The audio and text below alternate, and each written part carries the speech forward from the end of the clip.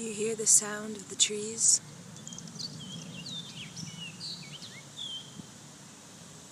Do you hear the birds? The sound of the trees, to me, is the sound of a waterfall. I hear water all around me. And it is true, water is all around me. Because everything, the trees, the leaves, the roots, have water. I am water. My crystal bracelet is water. So what has my tomato plant taught me? So my tomato plant, it's not quite ripe. They're about green, and they're like this small. And they're so lovely. They're so beautiful. They're my children. And I water them every day, and I look at them. I just touch them, reminding them that I'm here. I'm supporting them. And sometimes I play Bob Marley, or not Bob Marley. Well, sometimes I play Johnny Cash. You are my sunshine, my only sunshine. You make me happy when skies are gray. So I play that song and I sing to my tomato plants to let them know that I'm here. Same thing we do with our children. We remind our children as parents that we are here, that we support them. So life is precious. That's what I've learned from my tomato plant. We've had a little learning experience together because the pot I had the tomato plant in was too small, so it was dying. So I had to use my ability, my natural instinctual ability to grow things, to figure out what's going on. So I came to the conclusion it needs a bigger pot, and it needs new soil. So I replanted and put it in an entirely new, bigger pot, and now it's growing. It's flourishing. So life is precious, and we all know instinctually how to grow. But with this age of technology, and my knowledge of alien races that you could say are much more advanced than ours, sometimes we can get so far away from the energy of life, of organic life, of the planet's natural ability to create us, humans and all animals, nutrition, vitality, energy that can help the energy within us flourish in this world, in this particular physical domain. Also, my tomato plant has taught me that life is not all at once.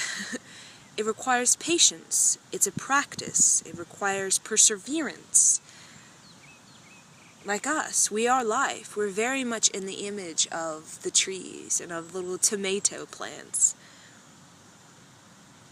And that the number one thing with life, with growing, is gentleness. It's grace. You never want to push something too far, too much at one time. You want to gently nudge it in the direction of natural growth. So my tomato plant is taught me to really appreciate the growing process, because we can't just skip to the point when the tomatoes are all beautifully ripe and ready to eat. I feel the whole enjoyment and appreciation of the process of the tomato growing has helped me to step away from this destination mindset that Alan Watts talks about. It's in the education system. We're always striving for something. We're in the first grade, we want to get in the second grade. We're in the fifth grade, we want to get in the sixth grade. You know, we are getting our bachelor's degree, and all of a sudden we want to get our master's, and we get our master's, we want to get our PhD. So it's this constant striving, and then we reach 45, as Alan Watts would say, and we're like, I have arrived. I love it when he says that. I have arrived at 45. but you still feel the same. Yes, you have all this knowledge, but a part of you still feels the same. So the growth of the tomato, the seed, and the whole product of the tomato, when it's ripened and ready to eat, has arrived. There's no difference between the seed and the full tomato. Both stages are in the point of arriving. And I feel like sometimes it's important for us to take a step back and to just appreciate the progress, to appreciate the growth. Because like a tomato, we can't force ourselves. We can try. We can try to accelerate the growth by maybe putting in some chemicals in our plant soil that maybe grow it faster, but at the end of the day, it's going to grow. Each little tomato on the plant, they're all growing at different times, just like us. We're all growing. Oh, we're all growing at different times.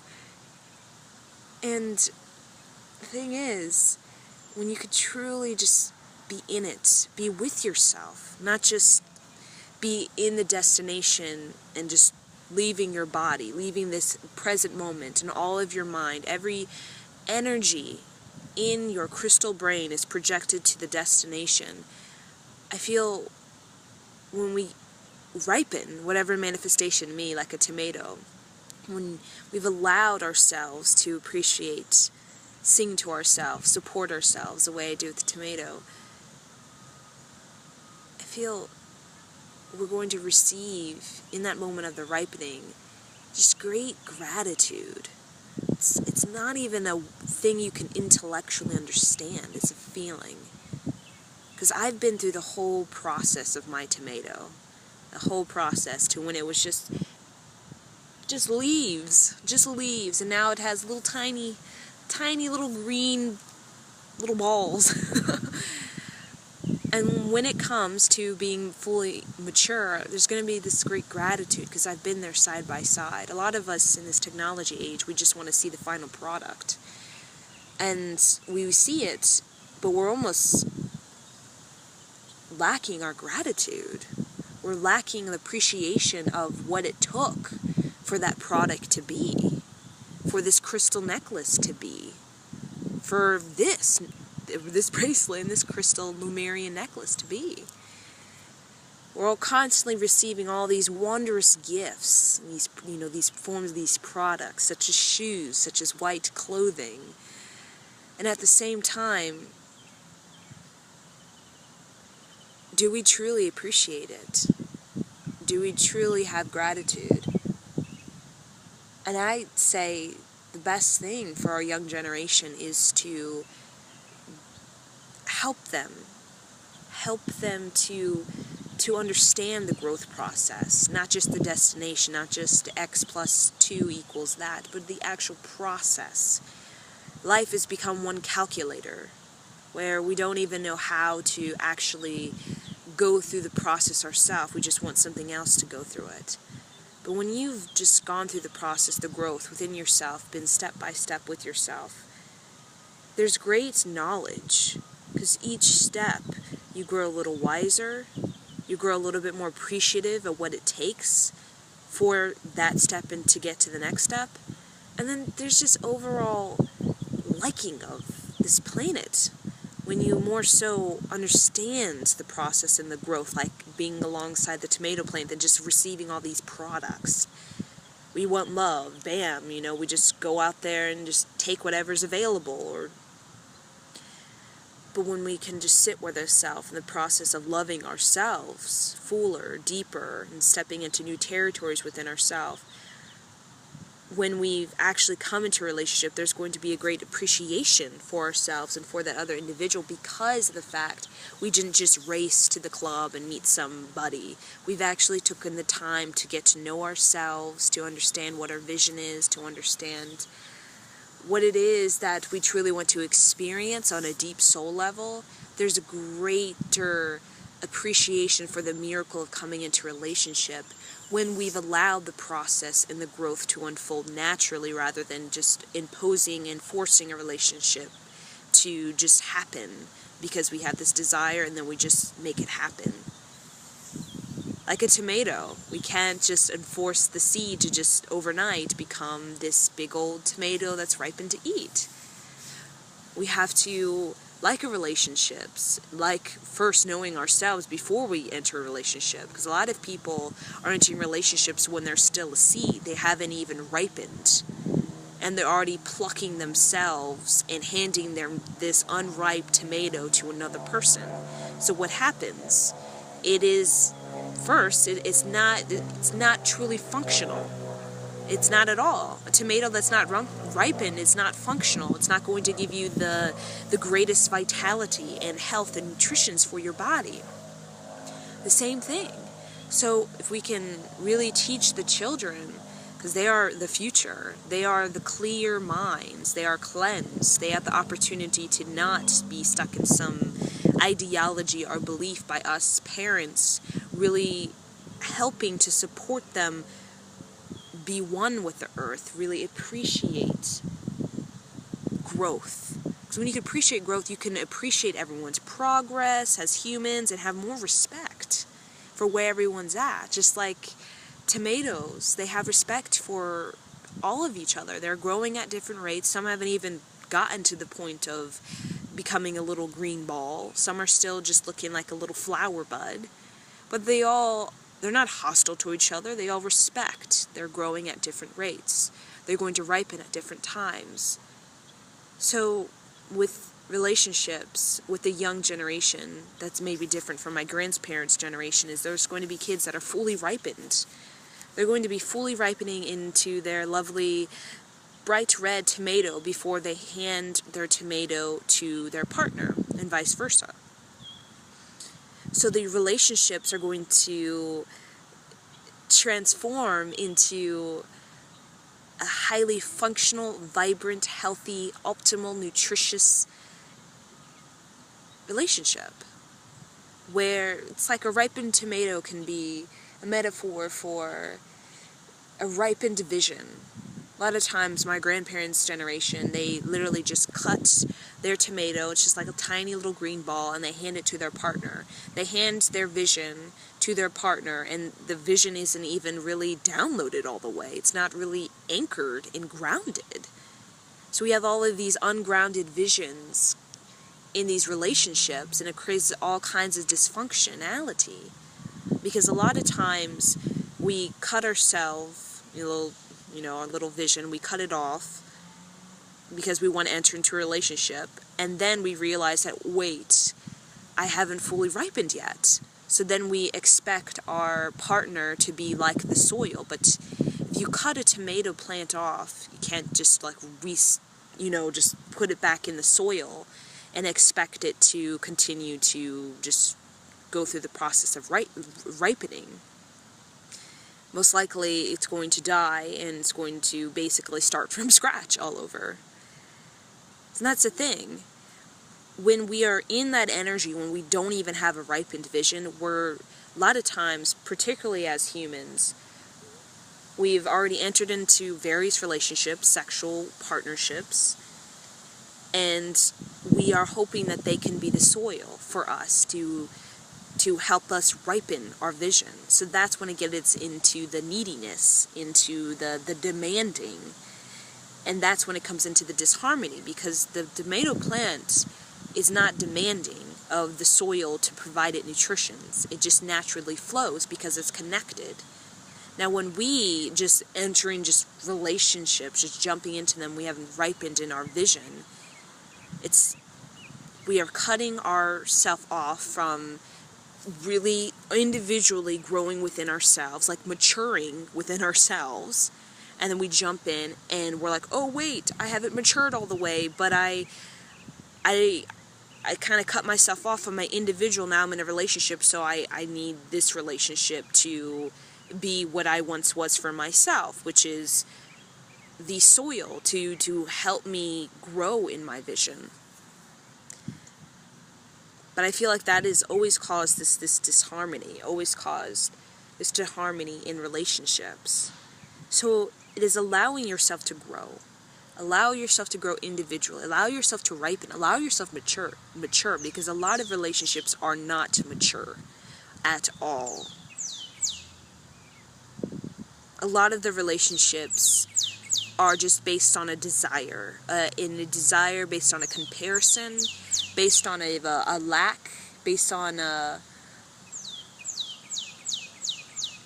kind of bored with myself energy, and that is trying to just jump. We're trying to jump to the next part in our stage, but just relax. Just relax. You could be 20, you could be 30 years old. But with the kids coming up, I feel they're going to give themselves the time, the space, and give themselves the support to actually grow and mature within themselves. And it's going to be very accelerated growth from, you could say, individuals, 20s and 30s and 40s, and having a lot of this repetitive dysfunctional relationships presenting themselves again and again, because these children are truly invested in getting to know themselves. They're not invested for 6 months and then all of a sudden they get lonely and just kind of go back to their old ways of just getting into some random relationship because they're feeling like their clock is ticking, or they're bored, or they feel a connection with somebody but it's not reciprocated, that kind of thing. These kids are going to mature very quickly, very young, because they are fully invested in them. Fully invested, because the parents are going to give them the teachings, the space, the support, and the peace, a peaceful environment for them to grow. It's like the soil. The number one thing about tomato plants, or any plants, is the soil. The soil is the number one thing. And the soil is like an environment. Is the environment peaceful? Is the environment healthy? And if the environment is healthy, that's a child, like a plant, is going to reach its ultimate maturity. Now, if the environment is not, like the soil is not healthy, the child is going to grow, but it's probably not going to ripen, and there may be some deformity or something about the ripening of the particular tomato plant, meaning, as children grow to adults and have all these kind of issues. So us, I feel, as adults, as young people, of older people, it doesn't matter your age, are here now to create a good environment for these young generations, like soil. We're really getting the soil really ripened, really good, really juicy with nutrition and health to plant the new seeds, the new generation, so that they can blossom to their ultimate health and vibrancy. And just like my tomato plants, it's a process. Oh my god. Oh god, no. Oh god. I don't know why I don't like these. Okay. Oh. It's a learning process, like my tomato plants. I really didn't know what I was doing, and just like all parents, do we really know what we're doing? But I made mistakes, and at some point I made big mistakes where the plant almost died. But it's a learning process, and that's kind of this experience right now. You make mistakes, and that's okay, because those mistakes help you to understand what are the things that don't work in your life, such as my plant in a small pot. It doesn't work for a tomato plant the size I have. And that's okay. It's okay. Because when you can be compassionate towards yourself, you can actually move beyond the mistakes. You can learn from the mistakes. What happens with the making of mistakes is that they linger in that energy of mistake, of the judgment towards themselves, the pity party, the regret, the resentment, the shame. They stay in that for maybe so long, maybe years or decades, that they never come to the point of becoming wiser, learning from the mistake, and growing from that mistake.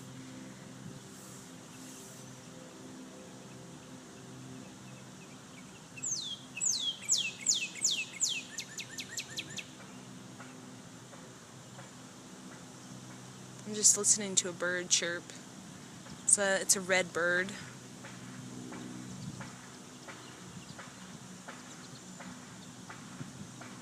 just feeling if there's anything else my tomato plant wants to channel through me about this planet Earth.